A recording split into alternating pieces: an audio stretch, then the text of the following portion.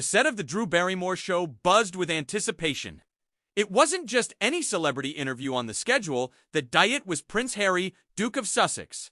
Since stepping back from royal duties, Harry had become a polarizing figure, captivating the world with bold interviews, explosive revelations, and a memoir that rattled the very institution he once represented. Drew Barrymore, ever the warm-hearted and disarming host, had been looking forward to this episode for weeks. Her team had carefully prepared the segment to highlight Harry's humanitarian work, mental health advocacy, and new life in America. She believed her signature empathy and gentle approach would create a safe, authentic conversation. Asterisk, but the moment Harry stepped onto the set, something was off. Asterisk, he emerged from backstage dressed casually dark jeans, a navy button-up, no tie butt. There was nothing relaxed about him. His smile was tight, his jaw clenched.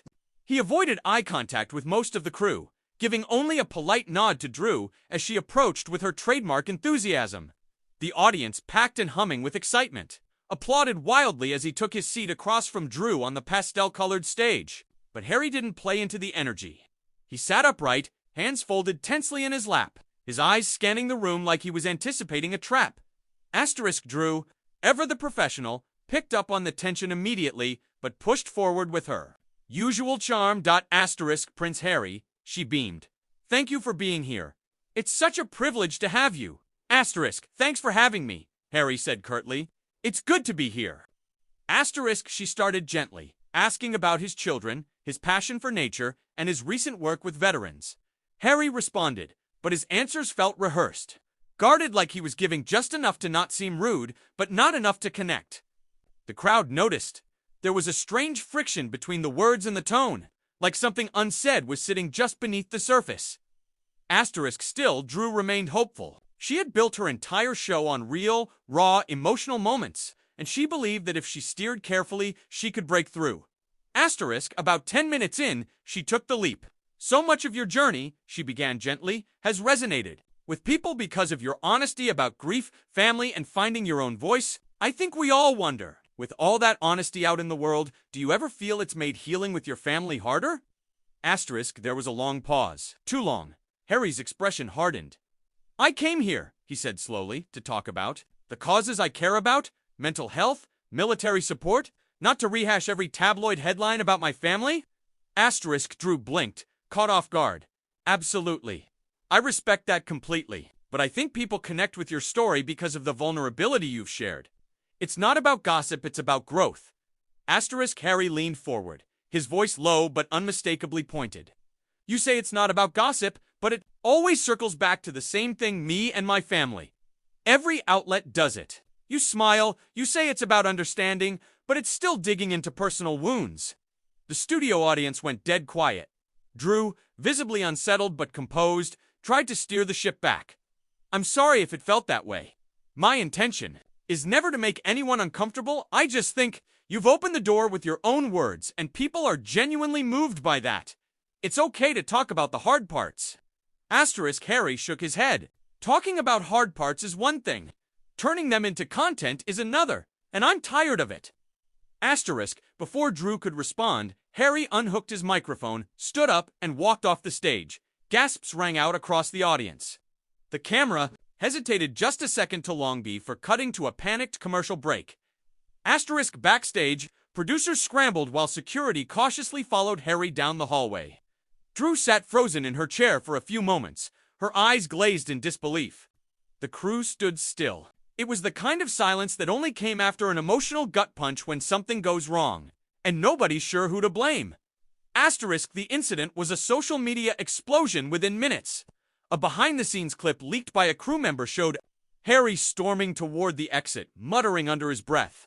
Hashtags like #HarryStormsOff and #Barrymore Blindsided began trending before the episode had even finished airing on the East Coast. Viewers around the world weighed in. Was Harry right to walk out, or had he overreacted to a reasonable question? Asterisk, no one had expected a royal to leave mid-interview on one of the friendliest daytime talk shows on television. But the damage had been done, and now the world was watching both Harry and Drew more closely than ever. The fallout from the prince, Harry Drew Barrymore clash dominated headlines for days. Social media teemed with divided opinions. Some called Harry brave for setting boundaries. Others accused him of hypocrisy, sharing his life on his terms in books and docuseries, but refusing to answer a gentle question from a kind host on a daytime show. Late-night comedians had their jokes lined up. Paparazzi stationed themselves outside Drew's studio and Harry's Montecito home, hoping for more drama. But for those closest to the incident, it wasn't a moment of spectacle. It was a personal rupture, one that left wounds on both sides. Drew Barrymore stayed publicly silent. Though she continued filming her show, her team noticed she was quieter during meetings. Not withdrawn, just reflective. She had always prided herself on creating a safe space for guests, never combative, never clickbait. Harry's walkout stung, not just because it embarrassed her on live television, but because she truly admired him. She had related to his struggles with fame, mental health, and family pain. She'd hoped the interview would be both of them. Meanwhile, Harry was processing the aftermath in Montecito. Meghan was supportive but firm. "You're exhausted," she told him gently, but walking off like that, it gave them exactly what they wanted. Harry buried his face in his hands. "I know. I lost my temper." In truth, the interview had come at a time when Harry was overwhelmed. Between their foundation work, a new mental health initiative, media pressures, and ongoing legal battles with British tabloids, he felt constantly on edge. The Drew interview had been pitched as a light, warm conversation, no hardball journalism. But the moment the topic of his family came up, a switch flipped. He'd felt blindsided, trapped, and like a caged animal. He reacted, he regretted it almost instantly. But pride and the public firestorm kept him from reaching out right away. Instead, he lay low, hoping the chaos would burn out. It didn't. Then came Drew's monologue. 1 week after the incident, Drew opened her show with a raw, unscripted moment. Dressed in a simple cardigan and jeans, she sat alone on the couch. No audience, no glitz. Just honesty. Last week, she began, something happened on this show that left a lot of people talking. I wasn't sure if I should say anything, but I believe in transparency, I believe in grace. We all have days when we show up with more pain than peace. We all carry things the world can't see. She paused, blinking back tears. I don't hold grudges. I know what it's like to be pushed too far, to feel like the world wants more than you can give. I still respect Prince Harry. I still admire what he stands for, and I hope he's okay. The monologue was clipped, shared, and praised across the internet. Celebrities, talk show hosts, and fans applauded Drew for her empathy and maturity. It shifted the tone of the conversation. From mockery to healing. He didn't watch it once, he watched it 3 times. Each time it hit harder. He realized how much grace she'd shown him, how she'd taken a moment of public humiliation and turned it into a teaching moment, without throwing him under the bus. That night, he wrote her a letter. It wasn't formal or polished. It was messy, heartfelt, and handwritten just like the way he spoke. Drew, I'm sorry, it began. You didn't deserve that. You were kind, thoughtful, and welcoming. I let my defenses get the best of me. I was tired, angry, and on edge, but none of that excuses my behavior. Thank you for handling it with grace. I hope we can talk off camera. Drew received the letter 2 days later. She read it alone in her dressing room, her eyes filling with tears.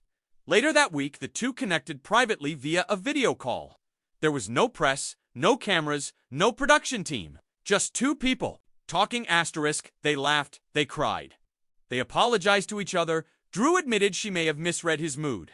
Harry admitted he should have communicated better. They spoke for over an hour, and when the call ended, there was no talk of or public makeup appearances, just mutual respect. Though, Harry politely declined an offer to return to the show. He offered to collaborate with Drew's team on a mental health segment for a future episode, something more structured. With boundaries in place, something that focused on real solutions for viewers. The media eventually moved on. New headlines came, new scandals replaced the old ones. But those who remembered the walk-off remembered it not just as a tabloid moment, but as a glimpse of something real. 2 public figures, both shaped by fame and struggle, had collided in a very human way. And rather than let it spiral into pettiness, they chose healing. It wasn't perfect.